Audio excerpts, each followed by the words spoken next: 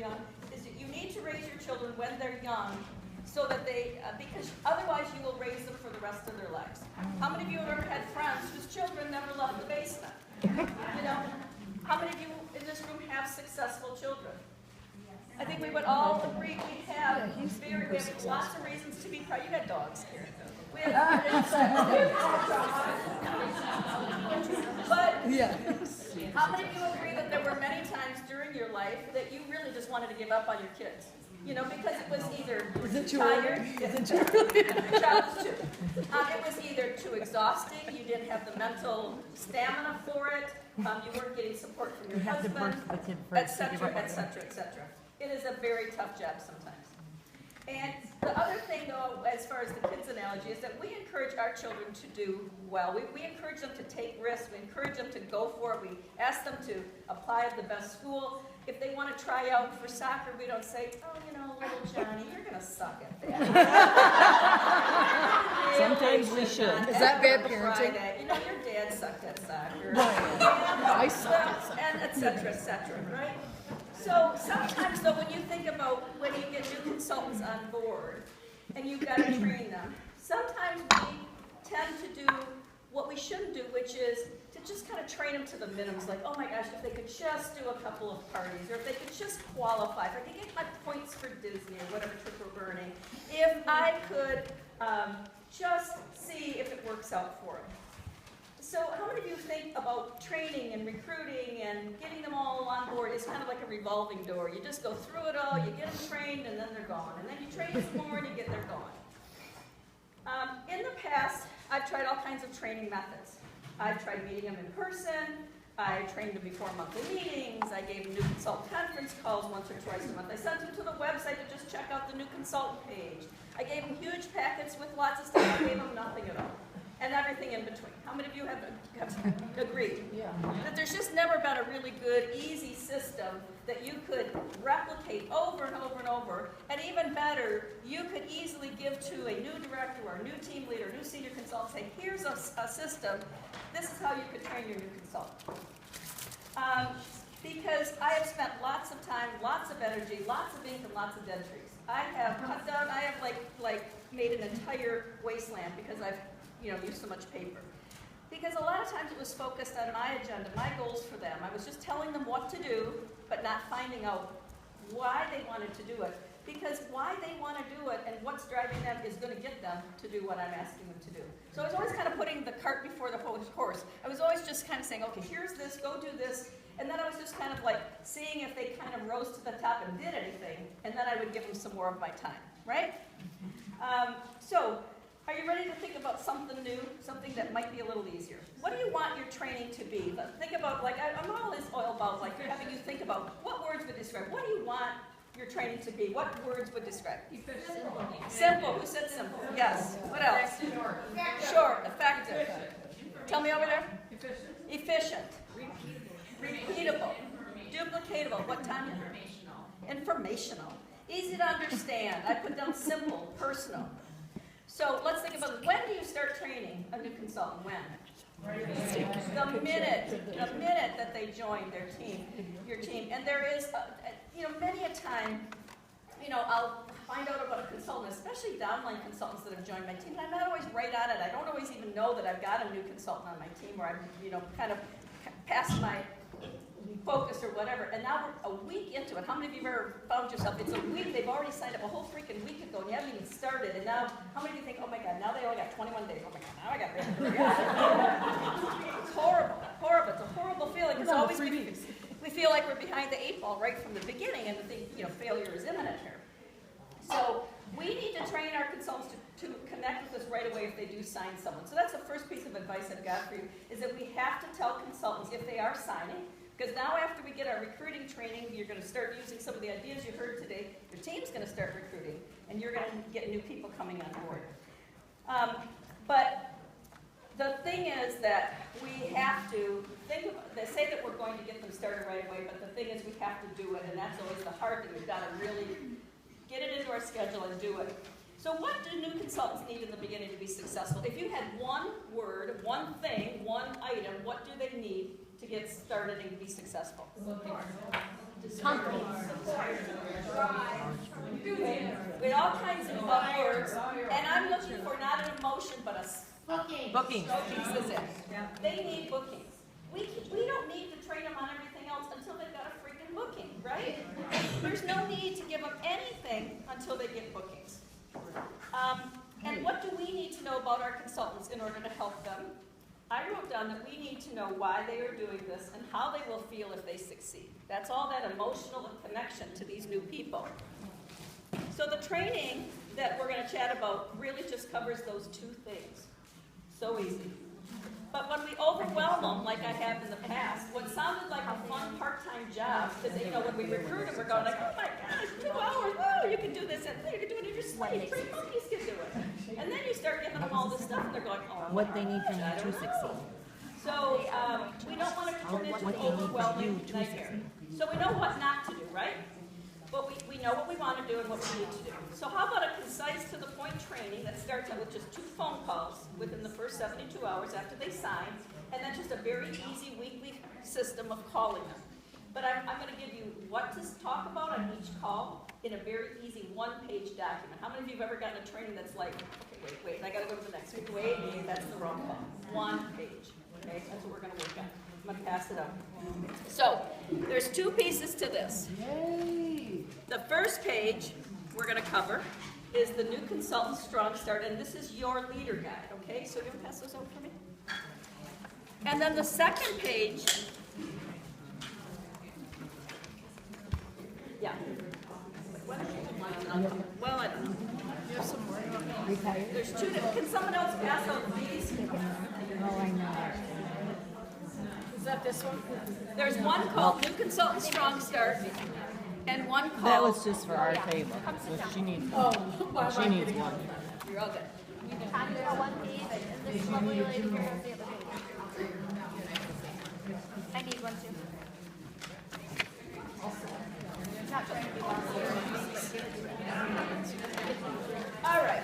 So as you're getting this, let's talk about this is the piece that is for you, the one that's called New Consultant Strong Start. All right. It's okay. I will. See if you have New Consultant Strong Start.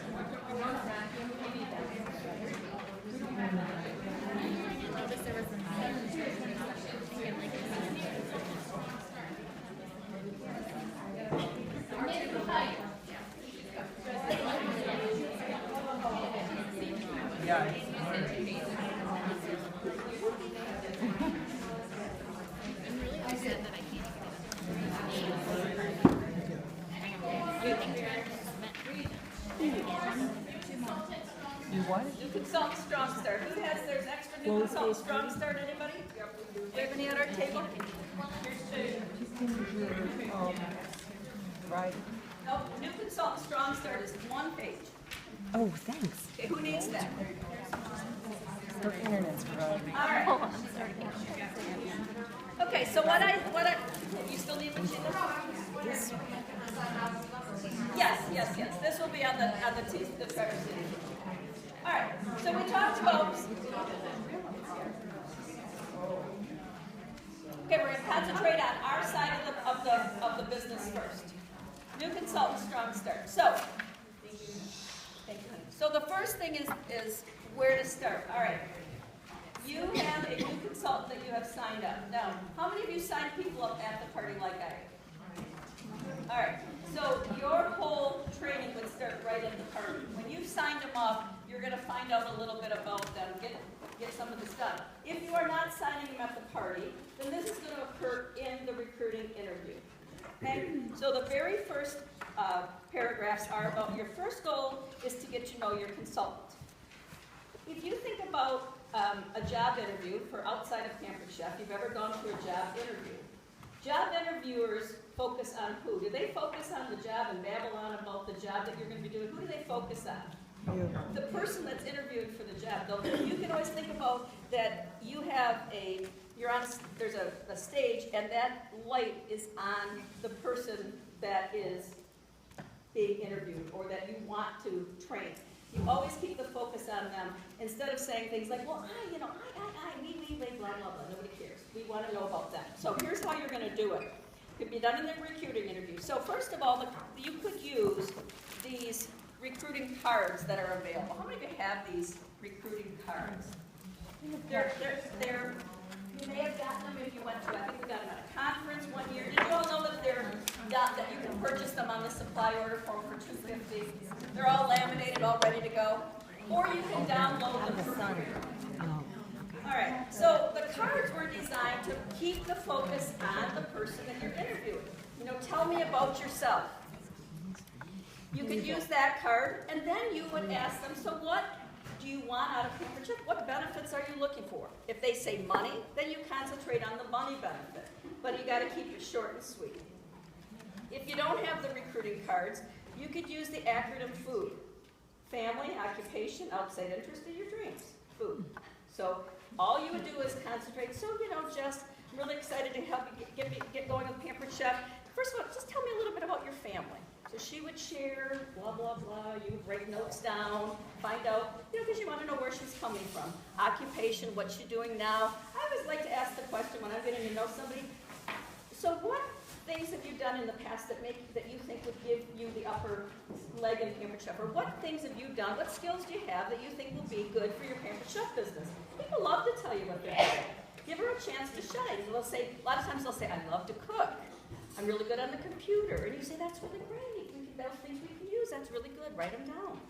What's their outside interests? Because outside interests will help you later on when you're talking to her about where she's going to find it business, right? If she's really involved in her church, or she's, golfs, or her husband hunts, or whatever. And then dreams can be just as simple as, what would you, if Pampered Chef really worked great for you, what would you love to get out of it? Okay, we're going on an inquisition to find out about them. Because are they going to feel good about that? I mean, people do like it when you take an interest in them. They think, oh my gosh, this is great, I love her. And then explain the benefits that are important to her. And then the third thing is to create a picture of your new consultant's dreams. What it'll look like, how it'll feel, who it'll benefit. Kind of like what we've done here today, in maybe a little simplified form. But let's say her goal is to make $500. What are you going to ask her then? What would you ask her? What would you do with the $500? What are you going to do with that $500? What's your family do? Yeah, what would it mean to your family to make $500? And what are they're going to give you answers. Oh, that would help me pay for daycare. Oh my gosh, that would help me pay for a vacation. Let her answer what it would be for her family. All right, so you've done your interview, or you've signed them at the party, that you've got them signed up. The very next step, before you do anything else, is that you need to schedule grand opening shows within 7 to 10 days, and preferably 2. How many of you encourage your new consultant to post 2? Who's doing the 2? Does everyone understand the concept of how you get them to do the 2? Let me just briefly tell you this, that my best consultants, they sign up and we do 2 launch parties, and I tell them, look, we're going to send 1 invitation out, but it's going to give 2 dates. So, you're invited to help me launch my Pampered Chef business on Thursday, March 15th at 7. We're going to have a Mexican margarita party, or Saturday, March 17th for Saturday brunch. So what I explain to her is this. First of all, you're going to have 2 parties to get some practice at. If you invite all of your friends, let's say Thursday, March 15th, and it turns out to be a horrible snowstorm or a bad day for everybody, or that happened to be the whatever, you're going to really be kind of hurting for guests. But if you give them 2 different dates to come to, you're going to have 2 parties, you're going to get the rewards of 2 shows, you're going to get that many more people coming, and you're going to get a lot more practice. It works beautifully, okay? So I help her with 1, and then she follows it up right away with her second one. So why is that a benefit? Because didn't she just remember it was only 2 nights ago, she kind of remembers what you showed her how to do. She can duplicate it very quickly. Because when if there's too much time in between their exposure, then they forget everything, and it just really does work, okay?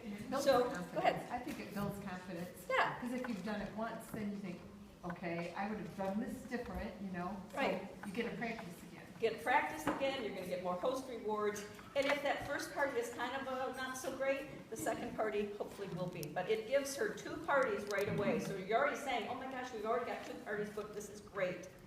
And then the second thing you do is you set up a 1-hour phone call within 24 hours. Just as easy as that. You're just going to say, tomorrow, I want to chat with you. It's going to take about an hour, so what time could we talk? Now, let's say you're super busy, you've got shows and things. People can chat at 9 o'clock at night. Don't feel like you got to do this during your prime time if you're out working. If you absolutely can't, it's got to be the next morning. But it's a priority to get the phone call set, because this is where we're going to set the tone for the whole training. It's going to be super simple. So no longer are you waiting till you have a meeting to train her at. No longer are you waiting for her to go with you to a party to train. It's going to be on the phone. Because how many of you could find time to make a phone call if you knew what the heck to say versus trying to meet with her, trying to go? Because that's what I've tried a lot, is to do that in-person training. And I'm doing it once or twice a week because of the volume of people that sometimes sign on my team. And I don't have time. I don't know that that's maybe the best use of my time, is to keep doing it over and over and over for one person. All right. So, any questions on that? Does that sound easy enough? Does it really take an hour? That's a long time. The phone call? Yeah. Let's look at the... Scares me. All right. So, I guess what you would do is say, I need your undivided time. Can you give me an hour, and if we get done sooner, would that be okay? I'd rather set them up. I don't know that it's going to take you a whole hour. A new consultant training takes me an hour, but I've been going through a whole lot of stuff. And so maybe an hour is kind of ambitious for this. Maybe it'll get it done in 15 minutes, 20 minutes. But we do want to, this call is going to be really important to give them enough info so that they can go move on. So that first phone call you're going to make, let's look at call number 1. The first thing that you're going to do is reestablish their dreams and goals. You're going to go back to, so you know what, Jess, I'm really excited to talk with you today. I know that probably in the last 24 hours you've been sleepless in Seattle. I've been so excited. I've been thinking about you. I just know that you're going to really be great at Pampered Chef. And I know that we talked about you wanting to do some business so you can earn, some money for your kids. Just bring them back to the excitement and the chat you had the day before. So the whole goal, of course, is to get bookings for them, right? So you're going to say something like, so you know what we're going to concentrate on today is really how to get you off to a really strong start. I want to help you brainstorm and think about who's going to help you get your Pampered Chef business going. So if it's okay with you, I want to help you build a list of people that we can contact. I know you didn't sign up to sell Pampered Chef and become a telemarketer, so I'm going to really help you how to call your friends and family and other peeps and what to say. Would that be okay? Can we go through that? Sure. All right. The next thing is to create a Frank's list. We all know what a Frank's list is, right? You don't have to use that acronym if you don't want to. But let's talk about when they're building a list of people that they know or that they think might help them with their business, who do they usually gravitate towards? Who do they usually want to write down right away? Family, right? And who else maybe? Friends. Friends, right. Family and friends. And how many of you know what the term, like, you get all booked in or you get a circle and you can't get out of the circle means? You know what I mean? If they start with the same group of people, by the time 4 parties are over, boom, they got no business because it was all the same 4 people that came to their parties. So you could do it in a couple of ways. You could just tell them to get a sheet of paper and you give them the categories. How many of you do this already? Okay, let me see your hands high. Maybe a third of the room. I would say this is probably the most powerful thing that I've always done at my new consultants training is to really take the time to do this. So I give them so what I want you to do is write down 5 family members. I don't really want you to judge whether they'll have a party or whether it's a man or they're too far away. I don't care. I want to know, who do you know? Write down the first 5 family members you can think of. Write down the first 5 acquaintances. Write down your neighbors. Use different categories. Ones that I've added, you might want to add to this list. I want you to write down 5 people that live out of state. Who are they going to, what do you think we want them for? Catalog parties that'll be right away, because if they live out of state, they're probably not going to go drive to California to do a party. They're a safe bet for a catalog party, right? Who do you know because of your husband? Who do you know because you had children? Who do you know because of any groups that you belong to? I always ask, who do you know that's involved in fundraising? They usually can come up with somebody. I give them examples. Who does Relay for Life? Do you know anybody who's had breast cancer or any kind of cancer? Who in your church is the one that's always running the, fundraisers? Do you have any kids in sports? What places do you do business? Who does your hair? Who does your nails? Who's your tax accountant? Blah, blah, blah. We get a nice big list of people. They said even spouses and pets. I mean, that's for the poor pathetic person who doesn't have, anybody in their life. How do you know because of your pet? I mean, come on. Well, the vet, the groomer, your vet, groomer. Yes. 5 people that they see Dog on walker. Facebook posting food or recipes. It just added Oh, that's 5 good. people that you can think of from Facebook who are always posting recipes. That's a great one. That is I've good. got a couple parties great one. for a new consultant the other day. All right. Then what number 3 is we're going to skip to the second sentence. Start with the top people from each column. Rather than having them focus on all the people in the friends and all the people in the family, have them pick out the ones that they thought of first in each of those categories. Why? Because that will get them all in different areas of their life when they're calling. And you have to explain to them, look, your very best friend might say what? No. You have to prepare them for the inevitable because it will happen. And if they start out with their very best friend and their very best friend says no, they're deflated right from the beginning. So you've got to get them to know that that is going to happen. And you can say something like, it might just not be a good time for them. Some people just absolutely cannot do a party right now for you. But then you've got to give them a second option. If that person couldn't do a party right away, then you've got to give them the comeback of what they could do. So if a friend says, oh, I just can't do a party for you this month in March, I'm just so busy, what would you tell the new consultant to do? Ask them if they can do the next month, and if all else fails, could they do a catalog party? But the great thing about having launch parties is this. Now they've got 2 parties that are coming up next week. Now they've got something to get off the phone with, and they can say, oh my gosh, I really appreciate it. If it doesn't work out for a party, I'd still love for you to come and taste some great food. I'm having 2 parties at my house next week on Tuesday and Thursday. That gives them, now they're going to get some guests because that call now is serving multiple purposes. It's serving to try to get them some bookings, and it's serving to try to get them some guests at that launch parties. Because we need people to come to that too. We can't have everybody book a party because, well, we could. So that's, what? Yes, please, of course. Love Carpenter is the person who taught me this about teaching consultants to handle a no. And she says, and she says, think of it like wrapping your new consultant in bubble wrap. You're trying to protect her from the disappointment of somebody saying no to you. And she said, there's 2 kinds of people in the world, those who have parties. Are you going there or Yeah, not? love it. Anyway. And those who don't. And she goes, it's as simple as this. You probably have friends who love to vacuum and they like to entertain and They get the china out. they get their china out, they think about what kind of wine, they plan to get rid of the kids and the husband for the night, and they look forward to having friends over. And then you've got the other kind of friends who go, oh my God, I can never have anybody here. I'd have to uncover my dining room table. I'd have to clean the house. Oh my gosh, I'd have to vacuum. What would I do with the kids? What would I do with my husband? But they're the kind of people that maybe would go to a party, but they would never have people in. So when you talk to your friends and somebody says, no, I want you to just think, oh, she doesn't like to vacuum. That's great. Because she totally then isn't offended or mad at her friend, she just understands. And you, like she said, bubble wrapping, preparing them for the inevitable and explaining to them what the consequences are and what they could do to recover from it, right? So like she said, they'll come to a party and they'll eat your food and drink your booze, but they don't want to host one, that's okay, we'll find the other ones. Establish number 4, so we've kind of, the other thing I wanted to go to is share words when calling each person. This is what I do, and I always have done when we make that list. I'll say, so why did you pick Marie? Why did you circle Marie as the one that you're going to try calling first? And they're going to give you a reason. Oh, Marie works at a hospital and she has lots of friends. Or Jane lives in another city, I'd love to get into that city. Or I give her ideas, like, so how do you know her? Where does she work? Because then they can craft their little talk kind of to gear towards why they thought they would be a good pick. Rather than just doing a canned elevator speech, hey, can you have a Pampered Chef party for me? Hey, I'm new to Pampered Chef, and I always tell them to do 3 things with their calls.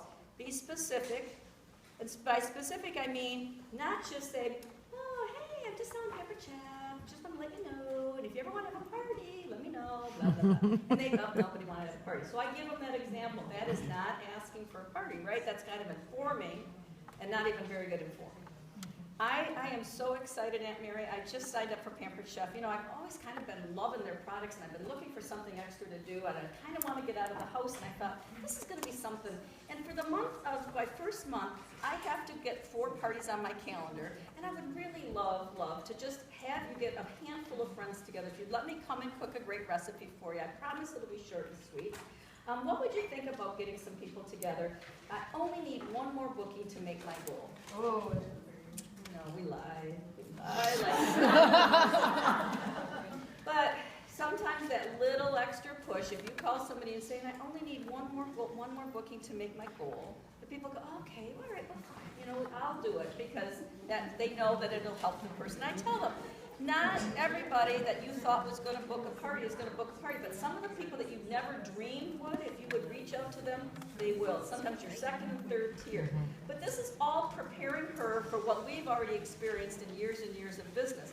I honestly would just hire a new consultant and just say, okay, well, go ahead and get 4 parties booked, you know, and let me know who they are and when you got them booked. No guidance at all. What happens when you do that? Disaster. Nothing, A.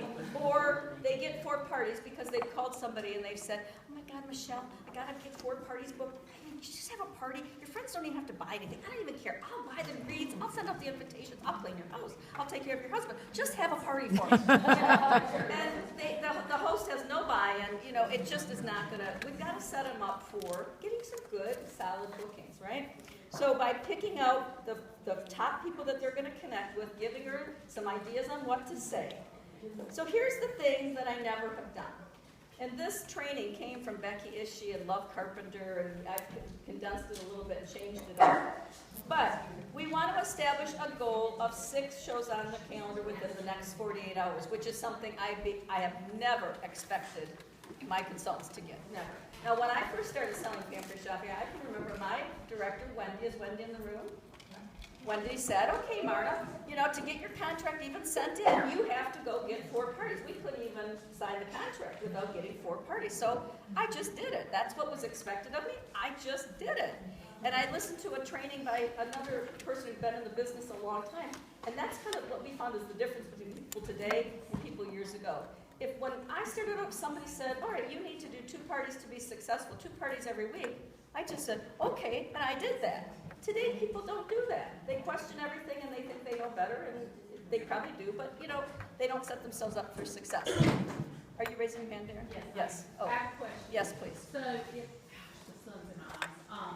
So if you sign me up and Yep. I go tomorrow, I want to get 6 shows in my calendar. I told you I just wanted to do this as a hobby maybe twice a month. Very good. What would you say to me? All right. Because that is the issue. So what I would say to them is, you know what, I totally understand you wanting to do your business as you want to. I know you want to be a very casual consultant. But this is what I'm asking Erin is to do for me. For the first month, just like if you went to Walmart to work or something, you might be only going to be working the cashier stand once a week. But they'll usually have you come in 5 days the first week just so you can get your feet wet and understand the system. Just for the very first month, if you could give me 16 hours or so, just to get trained in the first month, so that you can and then you can do what you want with the business. And guess what, Erin? Your 2 launch parties, one I'm going to help you with, and one you're going to do, we're going to count that as 2 of your 6 parties.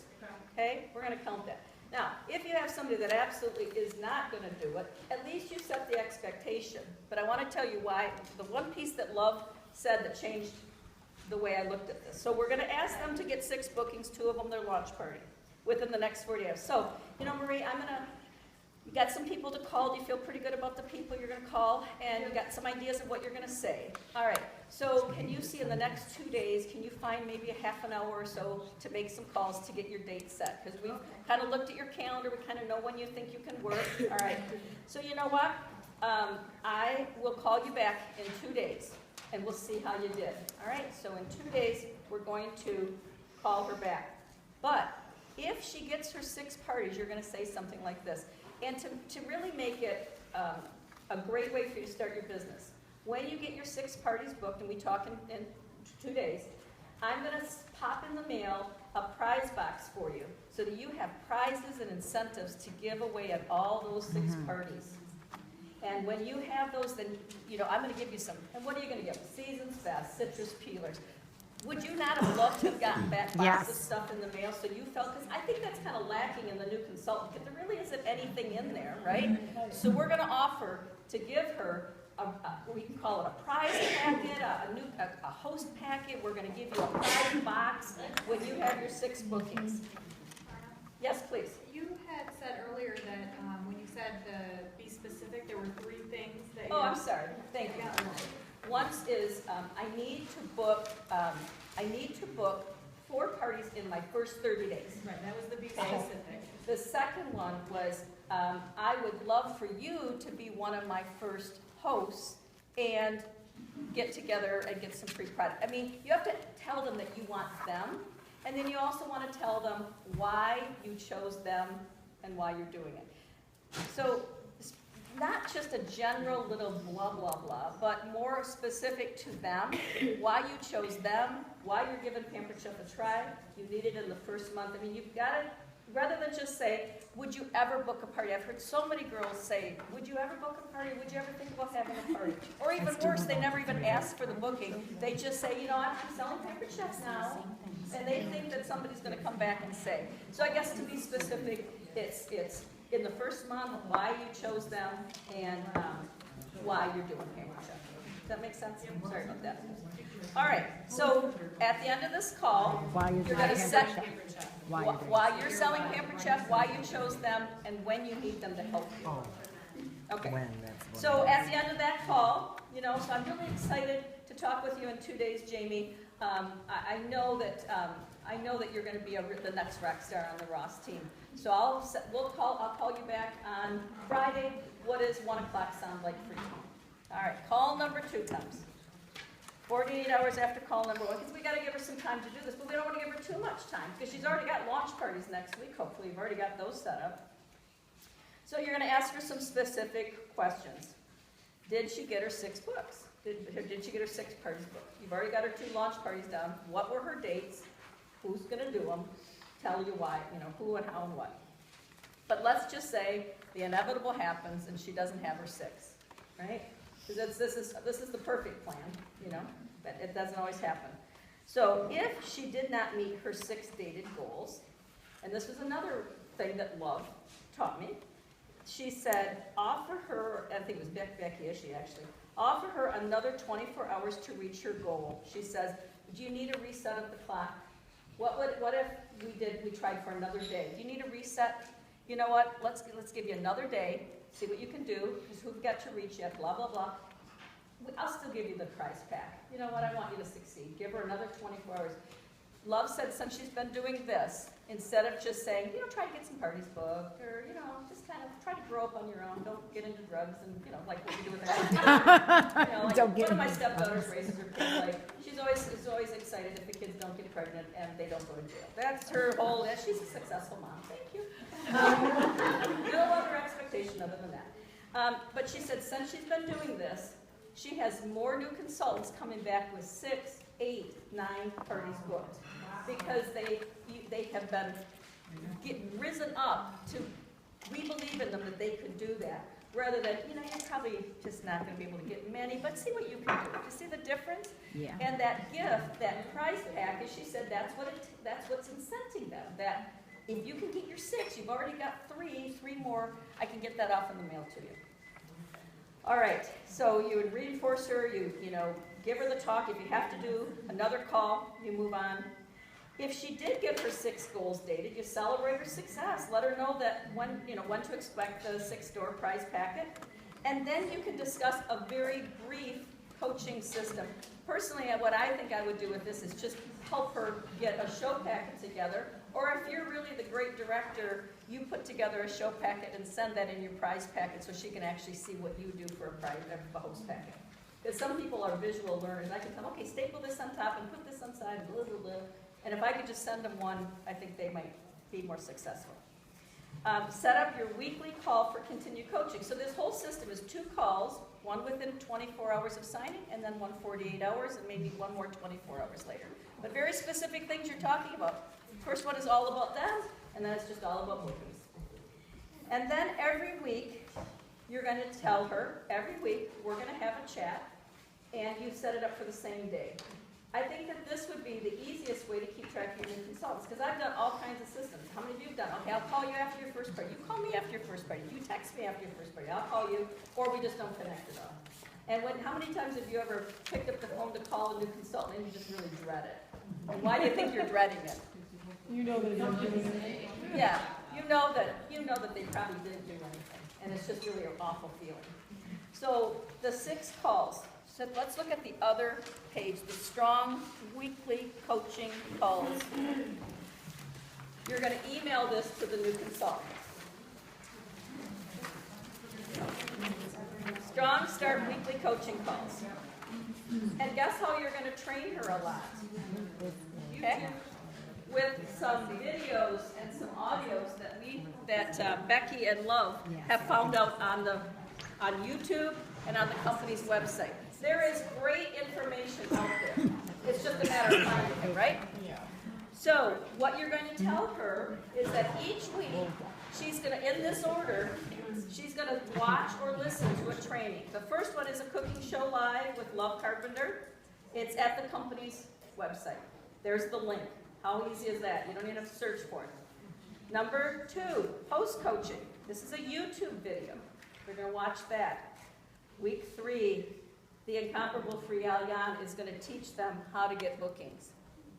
Week 4, Top Recruiters Tell All, and guess who's in that audio? That is Mandy Sylvester right there and Grace Bott.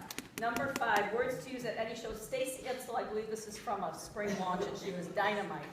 And then 6 is prospecting on the go with Cammie Cruz. So when you look at our list for you, it says weekly coaching calls for 6 weeks. 6 calls, 20 minutes each. You follow the same format every single call. Number 1, tell me something you're excited about. What's been happening in your life outside your business? This establishes rapport. You don't want to hear everything, but something you're excited about. Number 2, so tell me, what's one thing you're excited about in your business? Number 3, what did you learn from that video audio of the week? My gosh, it's all done for you. They just are going to tell you, what did they learn? Number 4, so tell me, this week, what do you want to work on in your business? What's your goal this week? And number 5, what questions do you have for me? This way, every time she thinks of something, she's not quickly calling you up and you know putting you on speed dial. The minute she thinks of something that maybe she needed the answer for, she'll kind of save up her questions. Because really, I can't think of anything bad or shattering in this business that would need a call at midnight. You know, we're not, like saving lives, transplanting livers. We're doing cooking shows, right? And then at the bottom, it tells them about these things that they might want to purchase, and it has some optional training with Rashada Costa and Michael Reeves' show. If you have an overachiever, she very well may want to look at all of these, but that's not what we want her to do. We want her to watch 1 a week, so we're not, because then she can be fresh in that information. So you're going to say, all right, so in the next week, before we talk again on Tuesday, you're going to listen or watch Love Carpenter's show, and we're going to chat about that. Do you think you can have some time to listen to that or watch that? Sure. I mean, people are always out on the computer, right? So they could be doing this on their phone, on their laptop, on their computer, whatever. Within those 6 weeks, you're probably going to catch any problems that arise, and you're also going to catch the people that are really doing well. Because if we can get new consultants off to a stronger start, don't you think that will help us with our next topic, which is to help promote leaders? You see how it's going to work? I mean, if you can get a strong consultant off to a good start, then you can train in phone calls from your PJs rather than traipsing all over. You're going to do 1 launch party. And the other thing with this is this. How many of you have ever gone and done a launch party, and that's all she ever did? And you just gave up 1 night of your life, gave up your commission, and she never did anything. With this system, before you even go to do the launch party, she has other parties booked. She's got business on the calendar, so she's going to stick to it rather than bailing on you, most likely. Because, they always say nobody's going to ever leave a business with a full calendar. You get a new consultant who's got parties, she's probably going to do them, right? All right, so, I just like to tell it like it is, and in a nutshell, that's it. So let me ask you, do you have any questions on that simple training? Tanya? So it's your weekly, when you said weekly calls, is that when you're talking about, telling them to go to the website and go to the get started part, or when do you talk to them about Yes. what's on the website? Yes, when we talk about do, like, talk about the host coaching a little bit, that you could send her our training packet, or we could just do very simple things like, you know, go to the New Consultant Training Resource Center and just at least get your debit card set up and all that. But I even think that I used to always have to get that debit card set up right away. You know what, that's like small change. That means nothing. They could always use their personal credit or debit card. That is not income producing activity. Or, you know, setting up their website. On these weekly calls, you'll slowly help them get all of that lined up, right? So you certainly can add to this. This is just the skeleton. This is the bare bones coaching call system, what to talk about, and certainly you'll add on more. But this way you can kind of control the conversation, because I mean, I've talked to people, I'm all over the board, just like I am kind of with trainings. I'm talking about this, and then don't forget to do this, and oh my gosh, you gotta do this. And they're all like, I don't know. So this kind of keeps you on track, and then you can add. All right, somebody had a question. Yes, girl. I've got a couple. Okay. Is there any chance you have these in your computer that you can post them on the? Yes. Okay. Yes, someone did ask that, and I definitely will And the other, post. Yes, the other please. thing is, because we are all becoming rock star recruiters like Correct. Jess Yes. and doing 6 at a time. Yes. What would your thoughts, I mean, obviously, the first 2 calls need to be personal ones. Yes. But after that, what if you'd piggyback them and you do a conference call number and have your 6 people on there at the same time, and all 6 of them are talking about Love Carpenter's show, or all 6 of them are talking about. Well, what do y'all think? They're only more a 20-minute personal calls thing. though, right? Are they 20-minute calls? Yeah, my fear would be that this is all a personal relationship building business, Okay. and I think that would be lost. Because you could certainly ask them, what's one thing you're excited about? That call would become a 3-hour call, and you might as well just do the 20-minute or 15-minute individual calls. I don't think there's anything wrong with doing group phone calls and trainings, but I think for new consultants, we're gonna give them 6 weeks of personal attention, and then they can fly, and then we're gonna go into another round of personal attention when they're trying to promote to director. Yes, please, Marie. Sarah, one thing I have observed on some of my directors who are doing a phenomenal job on that is they always piggyback people attending their own shows. So new people go with them to their own parties as part of their training. You can And discuss this stuff on the ride. yeah, and you get to know them in the car on the way to the show. They're at the show with you. But also there's momentum, like you have a team meeting, assuming that you recruited people at your show who were local to you, not just Facebook people that might be across the country. But if you had local people, you might, I say one of the most valuable times at our meetings is either before or after the meeting starts. So when our meeting is over, we call it the after party, and that's when we crack open the bottle of wine and the fun begins and people form relationships with each other. Or before the meeting starts, the people who come early are helping to cook, and we're just having fun putting together the recipe that we're going to be serving that night or trying out that night. And I really find that the beauty in the business is when people form a friendship with each other, and those new people are going to gravitate to each other because they have something in common, that they're both getting started.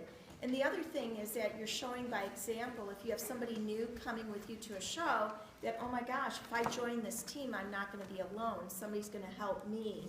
There's this fun group that I'm going to become part of. So I would say anything you can do like that to get your new people to kind of bond is great. Other things I've done, this was just the initial part of just trying to get all that information out, trying to build a relationship. But to Marie's point, I've done everything from new consultant breakfast. Once a month, anybody who's joined my entire organization is invited to breakfast at my house. I'll cook breakfast, we get to meet them, and we get to chitty chat. I've done social events. I've done conference calls for new consultants. Anybody who's joined my team can come on board and have a conference call. But I'm working to try to build more of a personal relationship with my new consultants. And I think that that's probably the key that's been missing in a lot of our new consultant experience, is trying to find the balance to keep your personal business going. What can you give them? And if you're going to call them every week, if they're going to do this, they're going to be on board with it. If they're going to try to be a success. obviously there's gonna be people that you're gonna call week after week. And if they haven't done it, you'll figure out at some point, it's time to, cut bait and let them go. But at least this will kind of help the ones that do have the potential really, really make it in their first 30 days or 60 days. Jess? Now, can we assume somewhere in here, or where would you recommend where, when they're asking, well, I just really need to know how to enter my show. How do I enter my show? Can you come over and Right. help me on the computer? Right. Where do we the just first tell show? them web Well, web Wouldn't you help them with the first show? Well, as far as entering orders and stuff, sometimes I'll have a new computer consultant, side. she'll do the whole thing, and she'll go, oh, I sent in my first part, you're going, what? And then you'll have somebody else say, where is the start button? You're going, oh my gosh, shoot. Right. I have a training piece that I think maybe I could condense down that tells them where to find, how to put a new show in. There is a training, there's a tutorial right there. Right, on But you just have to tell them where to find it. Getting started. So something like this, that maybe would be a one-page Web thing, tools training, yeah. it would just be like, here's where you apply for your debit card. But you know what, if they would go to the New Consultants Hub, it's all really there. Right, It's that's just it. they don't know where to find I'm it. saying, can we basically assume almost that if they're, this sounds rude, but competent enough to get bookings, they can go on there and say, okay, click here, web tools training, watch this is gonna show you exactly how to. I think you certainly could. I Because mean, the last few people I signed up, I said, I'm coming into your house isn't really gonna help you that much, because what's gonna be nice about going to the web tools training is you can go back and reference it as many times as you want, and you can be in there and then go into your show and back and forth. I have really never ever done any training where I go to their house or on the computer, or this is how you put Help in a them show. enter a show. No, I really don't. I give them the tools to try it on their own, they can call me. But the computer, the ordering system has come so far. Yeah. I mean, it's really a great program. I'm just wondering in what spot And are we gonna teach them that? I would think they wouldn't need to know that until they've had a party, until they're ready to have a Right. party. So couldn't you kind of show them at the launch? Hang on one second, Marie. I think the whole point is we've been too long putting the cart before the horse. We're training them to do something they've never done. The only focus is get the shows on the calendar. Once you have a show, You then can let's train worry about doing you can train whatever method you have always used, but this is those important formative days when we're trying to get the parties booked, rather than worrying about the debit card. Here's how you put in orders. You're gonna set up your website. You gotta do all this. They were spending so much time and energy and worry about all that computer junk. That would be like it's a job at Yonkers and saying, okay, well, go over to that computer and you're gonna take some training classes, and you gotta learn how to work the floor and talk to people and sell some stuff.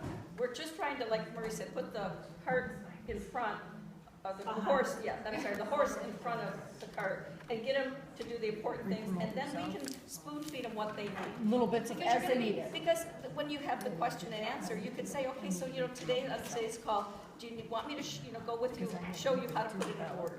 Sure. You could do In little one of these pieces. six Yeah, in one calls, of the first exactly. 6 Okay. calls. It's kind of like playing office versus being a consultant. Correct. Right. Go ahead, girl. And that's something, when you're doing their launch party, after everybody's left, you can take a few minutes. I think that was Gail's point. If you're at their first party, Right. that might be the point where you could Right. just get them Because started you with can one show order. You right could where say, it's okay, let me full get of, you this is started. where the Here's time. trainer. It's amazing too, though. I mean, there's been so many people, I have to train, they just get on there and. Yeah, they hit the- Yeah. Oh, yeah, for sure. So For user sure. friendly. They are able to. But I'm wondering for my new consultants who we want them teaching this to new recruits, where they say, okay, where do I show them how to I would do just that? tell them in those phone In calls these or phone at the calls, launch yeah. party. Because you can discuss anything you want on those phone calls. Right. Those 5 steps just help you set up. Web tools, Yes, Q&A. girl. I still have old and new consultants, I'll say, to go in and type scavenger hunt in that search bar, print that out, and let that take them for a walk through there. It's a lot easier to do that than for me to sit there and say, now go here, and then go there. Y'all remember the scavenger hunt? When the website first came out, the company devised a scavenger hunt. Really? And it literally takes you all over the site and shows you the different things.